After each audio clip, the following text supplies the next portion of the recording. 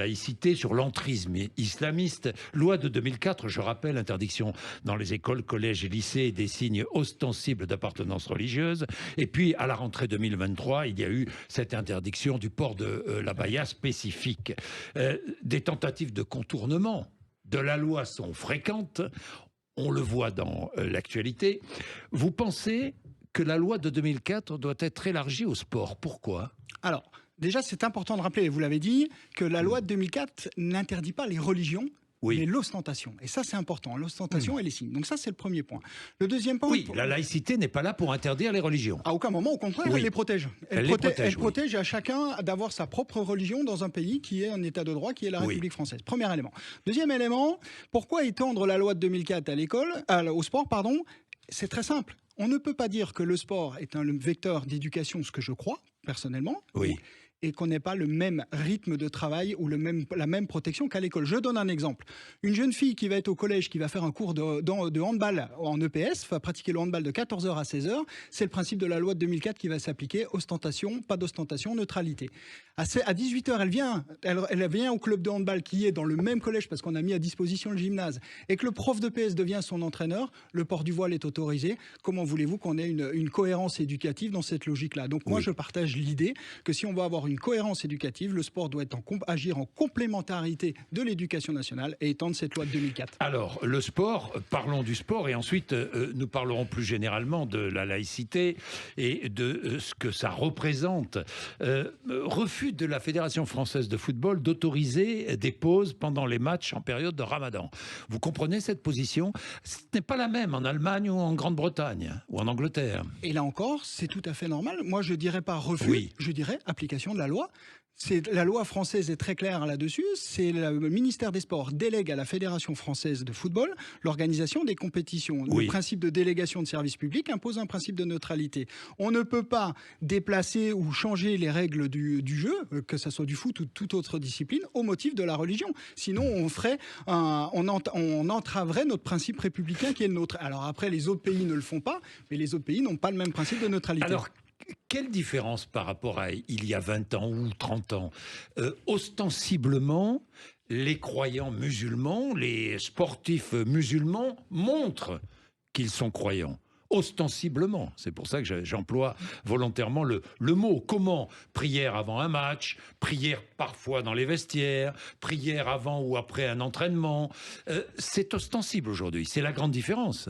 Mais c'est, je dirais, le point. C'est le point. C'est le point, je dirais, de vigilance et le point accru aujourd'hui qu'on a. La problématique, il y a eu, je l'ai dit dans mes travaux de doctorat, la religion est parfois considérée comme un facteur de performance dans le sport. Donc on ne va pas interdire, et c'est tout à fait légitime. Il n'est pas question d'interdire la religion, quelle qu'elle soit d'ailleurs. Quelle qu'elle soit. Il faut rappeler, l'ostentation, c'est ce principe ostentatoire. C'est la question qu'il faut se poser aujourd'hui, c'est pas savoir s'il y a plus de religion dans le champ du sport.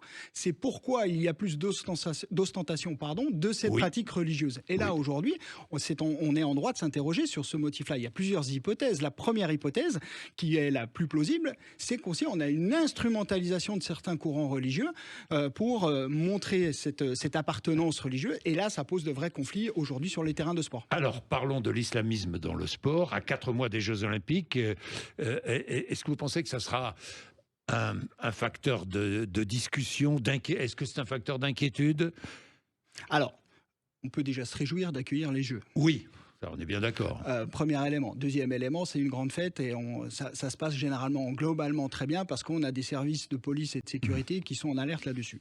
La vigilance autour d'un événement comme ça, elle est planétaire, c'est-à-dire qu'on doit effectivement être très vigilant sur l'islam radical, mais pas que, sur différents volets. Pour l'islam radical, on va s'interroger. Pourquoi? Parce que c'est la crainte d'un attentat terroriste, ça a été rappelé par toutes les autorités.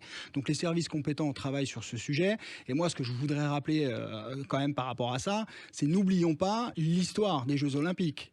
Le principe Munich, de neutralité. 1972, Munich, qui a marqué l'histoire des Jeux. Qui a changé, puisqu'à l'issue de Munich, il a été inclus une règle, la règle 50.2 de la charte olympique, qui rappelle, comme la loi de 2004, le principe de neutralité dans le champ du sport. Et il faut rappeler quand même que la Fédération française de football, qui est droite sur ses principes républicains, a gagné au Conseil d'État sur cette attaque et qui a justement, le Conseil d'État a conforté le principe de neutralité sur la base de la règle 50.2. Donc il n'y a pas lieu d'être inquiet par rapport à ça. Il n'y a pas lieu d'être inquiet. Médéric Chapiteau, est-ce que l'entrisme islamique est présent dans le sport aujourd'hui? Est-ce qu'il y a véritablement un entrisme islamique dans le sport? Je parle pas du sport de haute compétition.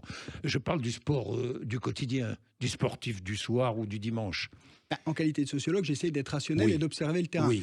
Sauf à considérer que le sport a une chape qui le protège de toutes les idéologies de la société, le sport est automatiquement traversé. Le quantifier, bien évidemment, c'est pas massif.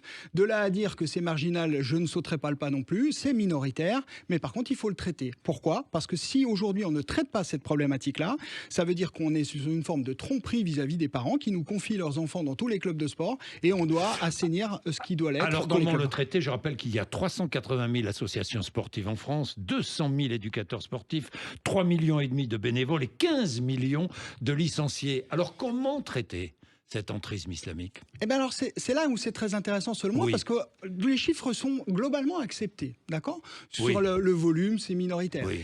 Donc si c'est minoritaire, c'est plutôt facile à traiter et on est capable de le faire. Comment? On peut fermer un club. La loi nous le permet. On peut suspendre des éducateurs sportifs qui seraient dans une mouvance islamiste ou autre. La loi nous le permet. Donc ce qu'il faut, ça s'appelle le courage. Le courage individuel et collectif à faire appliquer les lois de la République. Il n'y a rien à inventer. C'est déjà fait. Appliquons les lois. Et à partir de là, tout va bien. Quels sont les sports les plus touchés? Aujourd'hui, on a un triptyque d'activités, 3 familles d'activités, les sports collectifs dont le football, le futsal, les sports de combat et la musculation. C'est connu depuis, je dirais, les années 2010. Il y a eu une alerte du Conseil de l'Europe là-dessus. Le MMA? Alors le MMA, je connais bien. Alors, on est toujours, on est toujours dans la logique au même titre de la stigmatisation des activités. Non, je ne crois pas que le MMA est plus particulièrement. Non, on est sur la logique des sports de combat. Depuis que le MMA a été mis sous délégation d'une fédération, la Fédération française de boxe, on ne peut que s'en réjouir. En tout cas, moi, je m'en réjouis parce qu'en fait, on leur applique des règles de la République. Donc, il y a les mêmes difficultés en MMA qu'on pourrait avoir en lutte ou ailleurs, ou en sport de combat en général et dans le sport. La question n'est pas encore une fois la discipline, c'est notre application à la faire respecter. Moi, je salue le courage de la Fédération française de football qui reste très ferme sur ses principes. Et le CIO n'a pas la même fermeté. Alors là, il y a une vraie question. Pendant les Jeux, que va-t-il se passer? La vraie question avec le CIO, c'est pourquoi il n'applique pas sa propre règle 50.2 de la charte olympique ou pourquoi il ne la fait pas imposer. C'est surtout ça. Là encore, on peut parler de courage individuel et collectif. On ne va pas ignorer peut-être les pressions de certains pays du Golfe sur cette logique-là. Par exemple, des joueuses de handball joueront avec un foulard? Alors, je vais être encore plus clair. Aujourd'hui, la Fédération française de handball, comme d'autres fédérations en France, autorise le port du voile dans les compétitions. Sauf que là, les joueuses de l'équipe de France de handball, la ministre des Sports l'a rappelé, ne peuvent pas, puisque c'est une mission de service public pour les athlètes de l'équipe de France. Donc, les Français et Françaises n'auront pas le voile. Par contre, effectivement, vous avez raison, d'autres équipes pourront être intégralement porteurs de voile, porteuses de voile sur les compétitions ou à titre individuel. Ça va être un vrai débat. Bien, la laïcité. Revenons à la laïcité. On a parlé de la laïcité dans le sport. On a parlé de l'entrisme islamique dans les syndicats, dans les entreprises, dans les universités. Est-ce qu'aujourd'hui, parce que beaucoup écrivent sur cet entrisme islamique, est-ce que c'est fantasmé ou est-ce réel, véritablement? Alors, il y a toujours une part fantasmée. Je me méfie. Je me méfie. Vous avez raison, il y a toujours une part fantasmée. Mais en fait, pourquoi ce fantasme, il est entretenu? Il est entretenu parce que nous ne sommes pas capables aujourd'hui, quel que soit le secteur d'activité, de faire appliquer les principes de la laïcité. Et c'est notre incapacité à être ferme sur nos principes et sur nos valeurs qui conduit à cet amalgame et qui l'entretient. Je reprends les exemples que vous venez de donner. Si nous étions fermes aujourd'hui, il n'y aurait pas d'amalgame et de stigmatisation envers nos concitoyens musulmans. Donc c'est clair, il y a des lois. Et on a juste à les faire appliquer. Voilà. C'est pas plus compliqué. Mais vous avez vu ce qu'écrivent beaucoup d'intellectuels musulmans proches des frères musulmans. Voilà ce qu'ils écrivent. Nous n'avons pas besoin de la laïcité. La laïcité est en contradiction avec la charia qu'Allah a mise sur terre pour organiser la vie des gens. La laïcité sert de défouloir et de prétexte à de larges parties de la population française pour discriminer, stigmatiser, attaquer toute forme de l'islam. Alors, quand on lit ça et quand on entend oui. ça, on est automatiquement dans un système de défense. C'est ce qui participe à l'amalgame et à la stigmatisation sur le territoire national. Mais nous, on a la chance, Jean-Jacques Bourdin. Oui. On vit dans une république démocratique qui a expliqué avec le principe de laïcité que le divin ne pouvait pas supplanter la loi des hommes. L'idée, n'est-ce pas, pour ces religieux, pour ces religieux musulmans, de protéger les musulmans de l'assimilation à la société. Vous comprenez ce que je veux dire? Alors, cette volonté de protéger les musulmans de l'assimilation à la société. Je dirais pas protéger. Pour pouvoir garder... Peut-être pour pouvoir garder leur influence. Oui, c'est ça. Je ne dirais pas protéger, mais instrumentaliser. Instrumentaliser. Parce que protéger, ça leur confère, selon moi, un postulat un peu trop important, parce que de très nombreux musulmans en France, ou même dans le monde, sont très très à l'aise dans une société qui leur permet de vivre tranquillement leur religion dans le principe de la laïcité. Alors je lis encore, il est inacceptable de voir que le christianisme, le judaïsme et le sionisme restent les seules forces dirigeantes en Europe. Ça aussi, je lis ça. Mais là, on est dans la manipulation, vous le savez. Oui. C'est là, c'est un peu le système de la manipulation politico-religieuse aujourd'hui des frères musulmans et notamment et d'autres vecteurs. C'est là où je partage l'idée de ne pas faire de contre-discours, mais juste de rappeler qu'il est très bon de vivre dans notre pays et que chacun peut vivre avec ses propres religions. Il faut juste l'expliquer, et même si possible avec le sourire, parce qu'on voit le mal partout. Mais on n'est quand même pas si mal. Vous défendez ardemment la laïcité, notamment dans les établissements scolaires. Est-ce qu'elle est aujourd'hui plus que jamais menacée, comme l'affirme Gabriel Attal? J'ai entendu cela hier. Mais elle est menacée, évidemment, on l'a dit, sinon la loi de 2004 n'aurait pas toute sa légitimité au quotidien. Mais il faut aussi rappeler le travail, reprenons l'exemple de Gabriel Attal, sur son passage au ministère de l'Éducation nationale, 300 cas d'abaya à la rentrée de septembre 2024, il a rappelé la fermeté, les principes de la République. Je rappelle qu'il n'a pas créé de nouvelles lois. Il a juste rappelé l'application de la loi et de la circulaire derrière. Et 3 semaines après, 0 cas. Ce qui pose difficulté aujourd'hui dans l'éducation nationale, et c'est pris en compte, c'est les menaces envers les professeurs et envers l'encadrement. On l'a vu dans le 20e arrondissement de Paris, au lycée Ravel. Et c'est là où il y a une réflexion à avoir sur ces questions-là. Et il faut absolument être présent. Mais c'est tout l'objet de cette loi de 2004 et cet anniversaire qui montre qu'on est d'autant plus présent autour de cette thématique. J'ai vu qu'elle allait être mise en place des cellules d'appui pédagogique pour les enseignements sensibles. Bien. Nécessaire pour les enseignants. Mais les cellules d'appui pédagogique sont toujours bénéfiques. Mais la question, elle n'est pas là. En fait, pour moi, la question qu'il faut se poser, parce que ça a été amené par la ministre, c'est les élèves qui sont radicalisés ou qui sont dans des postures plus que radicales. Comment on les traite? Il est là le fond du sujet. Et c'est comment on les traite. Alors aujourd'hui, il y a des questions. Est-ce qu'on les sort de l'école? Est-ce qu'on coupe le système scolaire? C'est toute la difficulté. Est-ce qu'on n'attache pas trop d'importance? Est-ce qu'on ne parle pas trop de tous ces problèmes d'entrisme? Est-ce que ça ne reste pas marginal? Non, parce que certains en font un objet politique, évidemment. Mais est-ce que ça ne reste pas marginal? Je suis toujours mal à l'aise avec le terme marginal. Oui, je comprends, mais je vous pose la question un peu provocatrice, volontairement. Je dirais minoritaire, on peut que s'en réjouir. Regardez, on va prendre les choses. On a 12 millions d'élèves à peu près en France et on a quelques centaines de cas qui posent des difficultés. Et donc, effectivement, c'est minoritaire. Mais qu'est-ce qu'on fait? On subit ou on fait rappeler la loi? Et nous avons la chance d'être dans un état de droit. Alors, est-ce qu'on en fait trop? Est-ce qu'on en parle trop?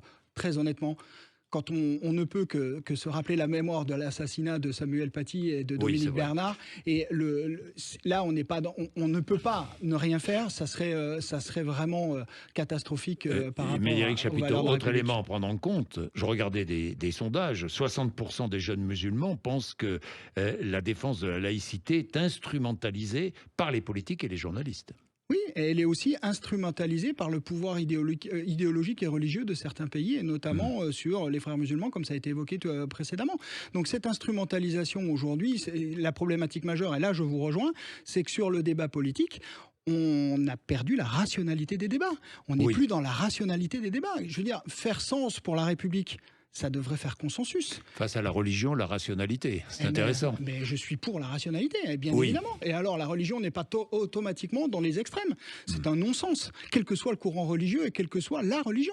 Dans un pays démocratique, si on veut que chacune des religions ait le droit de s'exprimer au sens premier du terme, on doit avoir une rationalité. Et c'est le but de la laïcité. Oui, le problème, c'est que 78% des Français musulmans estiment que la laïcité telle qu'elle est appliquée est discriminatoire envers les musulmans. Et c'est pour ça qu'il faut la défendre à l'école, parce que l'école est le lieu de la transmission des savoirs et des valeurs. Et si on n'est pas capable de l'expliquer, et à votre avis, votre avis, moi je suis convaincu qu'aujourd'hui, les attaques qui sont perpétrées contre l'éducation nationale, elle est très simplement sur les contestations d'enseignement. C'est pour éviter que les professeurs qui font un travail considérable au quotidien ne puissent plus enseigner la laïcité, parce que s'ils ne peuvent plus l'enseigner à leurs élèves, effectivement, ce 78% va encore augmenter, alors que l'enseignement public a pour vocation à le faire réduire et à rappeler les codes de la République. Médéric Chapiteau, vous avez suivi ce qui s'est passé à Sciences Po. Oui. Et ce qui se passe à Sciences Po. Quel est votre sentiment ? Et on est exactement dans l'instrumentalisation politique qui était faite au départ. Et moi, je dis qu'aujourd'hui, sur les étudiants de Sciences Po, qu'ils aient une conscience politique ou idéologique, à la limite, on peut s'en réjouir. Très honnêtement, on peut se réjouir qu'on ait une conscience politique.